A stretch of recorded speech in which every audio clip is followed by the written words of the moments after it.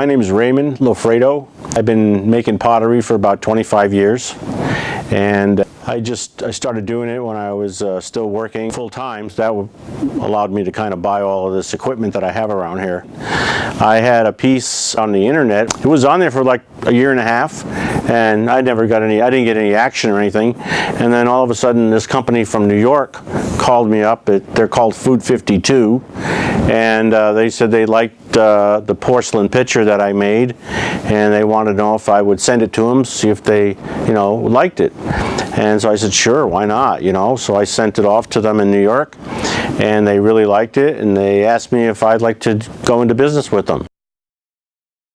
Well, pottery wasn't my first choice, actually. I got into art when I was in my early 20s, and I was mostly interested in drawing and painting, and I did that for a number of years. But what happened is I had a serious automobile accident, and it was kind of devastating to me. A person was killed, and I couldn't really focus on painting. It was too much of a real effort. So I saw this advertisement in one of the local junior colleges that they were having a pottery class. And I figured, well, maybe if I did something physical, that I would feel that I could get back into creativity.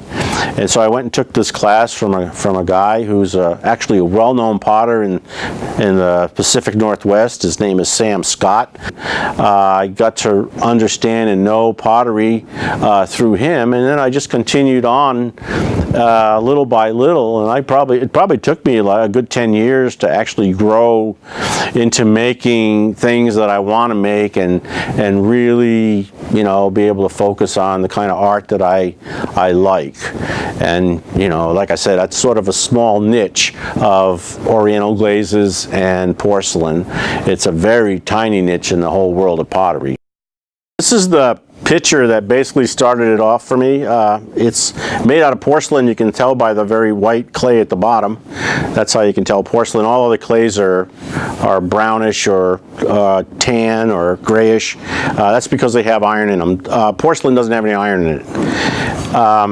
Now this glaze is an oriental glaze, and the interesting thing about that is when I fire it in this kiln, I have to starve the kiln of oxygen in order for the red iron that is in this glaze to turn blue. What I would say to someone who's interested in learning pottery is to be patient with yourself. There's many different types of pottery. There's wheel throwing pottery, there's hand building pottery, there's sculpting for pottery, there's extruders, which you probably remember from Play-Doh days, where you can just kind of make things come out and then you can build them and put them together. But throwing is definitely a different type of skill. I mean, it takes a while to get good at it, and I would tell anybody who's really interested in becoming a person who works on the wheel that give yourself a good 18 months to get really good at it. Don't expect that it's going to happen right away. The one thing you have to understand about pottery as an art form is that it's really 50% art and 50% science at a minimum. You have to understand glazes, you have to understand some chemistry, you have to understand physics and how things are fired. Many things can go wrong, especially when you're using different types of firing. So the avenue that you want to go down, you won't know for quite a while.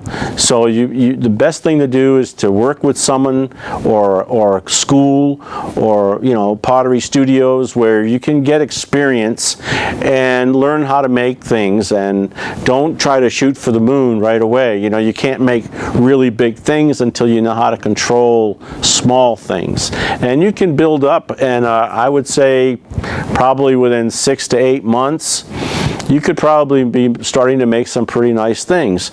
And then as you are going along, read lots of books, look at a lot of pottery. You can look at it online, you can look at it at magazines, go to museums. for one thing, and look at all of the beautiful pottery that's been made throughout history. And it'll give you wonderful ideas, and then discuss those with other people who may be more knowledgeable, and see how these things are made.